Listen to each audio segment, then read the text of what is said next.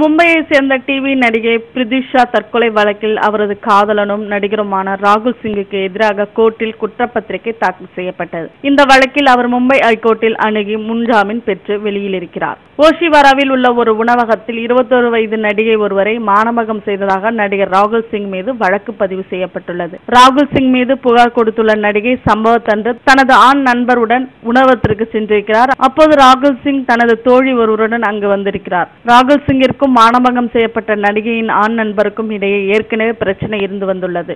உணவகத்தில் அந்த நபரை பார்த்ததும் ராகுல் சிங் அவரிடம் சென்று போதையில் தகராறு செய்திருக்கிறார். இதை தட்டி கேட்ட நடிகையை மானபங்கம் செய்துள்ளார் ராகுல் சிங்.